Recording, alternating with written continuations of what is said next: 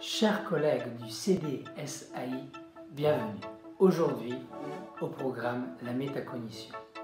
Beaucoup de collègues, ou surtout de jeunes stagiaires, me demandent lors de certaines de mes formations, mais comment faire de la métacognition et surtout, est-ce vraiment utile?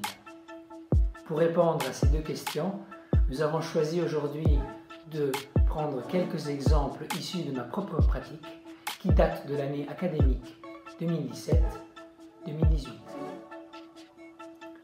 Mais avant de pouvoir les aborder et les analyser, il va falloir clarifier certains termes. Pour cela, nous avons choisi un ouvrage, celui de Wolfs, qui porte sur les stratégies d'apprentissage. Grâce à 6 termes que nous allons expliquer, nous allons pouvoir analyser ces quelques documents. On y va. La métacognition. Comment savoir si ce que nous enseignons, ce qui se trouve dans les bouquins, à la fin d'une séquence didactique, se retrouve dans le cerveau de nos élèves? Cette image un peu triviale, qui rappelle le principe de la transmission, nous interroge au jour le jour. En effet, parfois, les performances de nos élèves sont si éloignées de ce que nous avions imaginé qu'il convient de se poser la question « mais quel chemin ont-ils pris ?» Certains désespèrent, d'autres se posent pas mal de questions. Nous pensons qu'il importe de revenir sur le processus d'apprentissage par le biais de la métacognition. Selon José Luis Wolfs, en métacognition, il existe 6 principes différents. Le premier va être celui de l'anticipation. L'anticipation, c'est le fait de se projeter dans l'avenir en essayant d'imaginer les résultats d'une action, d'une stratégie qui sera mise en œuvre. Le deuxième principe est celui de la décentration. C'est le fait de se placer dans la perspective d'autrui pour analyser une performance ou une stratégie. Le troisième principe est celui de l'explicitation. C'est le fait de relater, identifier, décrire une démarche utilisée pour en analyser l'efficacité. Le quatrième principe est celui de l'analyse métacognitive. C'est le fait de comparer A et B et d'en dégager la complexité. Le cinquième principe est celui de l'auto-évaluation. Le mot va pratiquement de soi. C'est le fait de s'analyser. Et finalement, le sixième principe est celui de la régulation. C'est le fait de prendre l'habitude de changer une stratégie qui ne fonctionnait pas.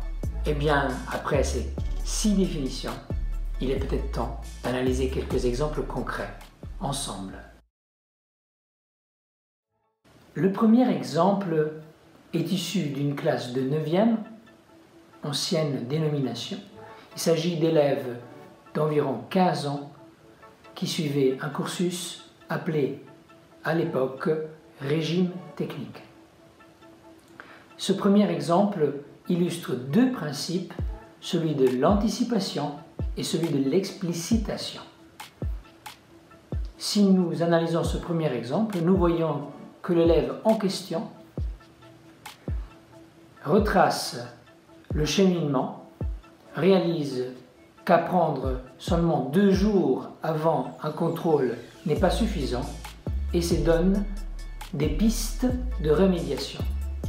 Évidemment, dans mon commentaire que je lui ai ajouté sur un petit carton bleu, je lui fais une remarque en disant qu'il faut aller plus loin que simplement s'exprimer de manière vague. Et vous pouvez voir en dessous que l'élève en question a choisi 2 éléments pour mieux apprendre: éteindre le téléphone portable et faire des pauses.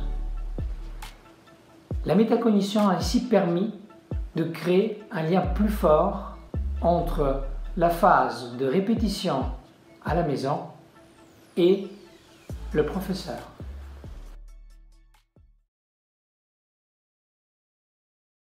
Le deuxième exemple que nous allons étudier est celui d'un élève qui remarque qu'il a des difficultés au niveau de la compréhension de l'écrit et qu'il décide de lire des romans pour s'améliorer au niveau de la compréhension. Je lui ai noté « Superbe initiative, quel livre avez-vous lu pendant les vacances ?» Eh bien, il répond « Le Petit Nicolas ».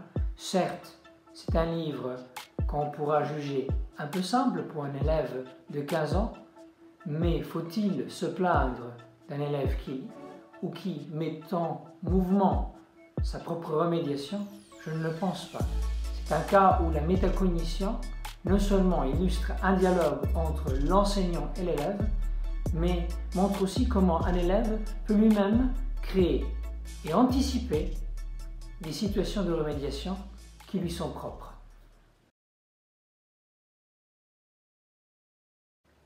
Le prochain exemple est issu d'une classe 3e BC, régime classique. Il s'agit d'élèves qui, au moment même, avaient entre 16 et peut-être 17 ans. Il s'agit d'un cas de décentration. Comment était construite cette fiche métacognitive? Eh bien, les élèves recevaient leurs devoirs en classe, corrigés avec la grille d'évaluation, et un petit espace sur lequel ils pouvaient rédiger leurs propres commentaires formatifs. Ensuite, je leur donnais le mien et ils pouvaient comparer. Cet exercice était fait à la maison. Voici donc ce qu'écrit l'élève en question. Vous devriez améliorer votre style d'écrire en lisant plus de livres français et peut-être également élargir votre vocabulaire.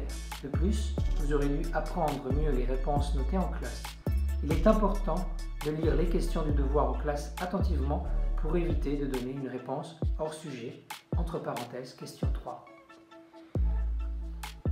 Il y a dans ce commentaire aussi bien une stratégie de travail,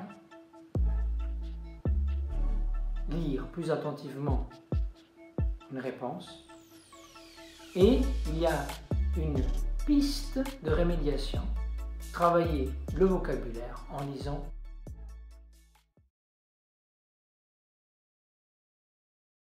Le deuxième exemple que je vous montre est un commentaire tout aussi réussi. L'élève écrit le commentaire suivant. Je pense que vous avez bien structuré vos réponses. Vous n'avez pas oublié les introductions au début de vos réponses, ni les connecteurs logiques. Vous avez compris les textes et connaissez les points importants. Néanmoins, je pense que vous devrez faire plus attention sur les détails et les arguments bien détaillés tout au long de votre réponse. Il ne suffit pas d'écrire les arguments semi-développés, il faut aussi éviter les réponses vagues. Je n'ai pas retouché ce commentaire, vous en apprécierez l'orthographe, mais ce qui me paraît très important ici, c'est de se rendre compte à quel point l'élève réfléchit sur sa propre performance et comment il travaille. Il a aussi évoqué les points forts et également ses faiblesses. Ce qui me paraît ici important, c'est ce vouvoiement qui lui permet de se mettre véritablement à la place d'autrui pour parler de sa propre performance.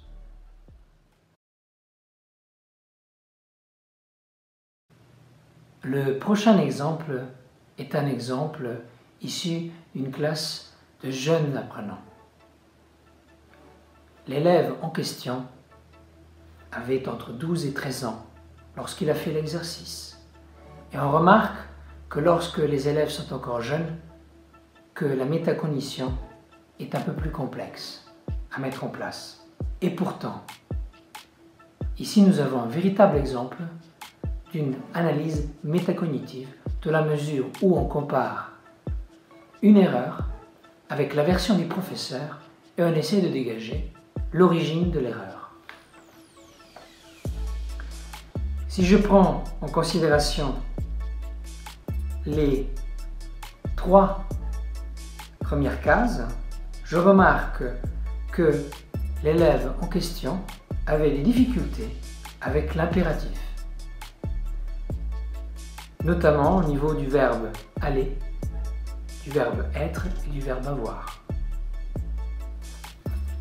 Le fait de comparer la version initiale avec la version du professeur et de devoir en expliquer les différences nous paraît un exercice intéressant et fructueux, dans la mesure où l'élève finalement remarque où était l'erreur et se donne des pistes pour ne plus se tromper. Nous n'avons pas encore parlé de la régulation.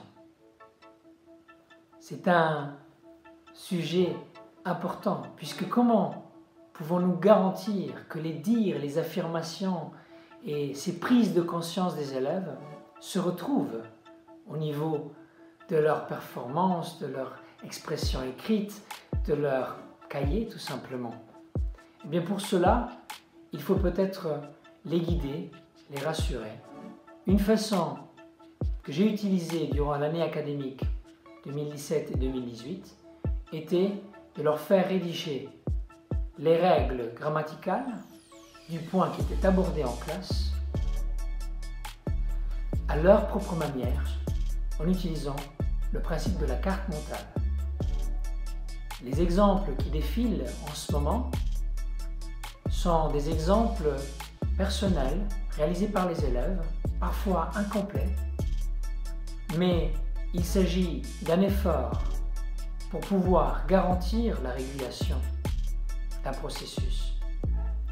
Ainsi, ces fiches ont été photocopiées et plastifiées et mises à disposition pendant toute la durée de la séquence.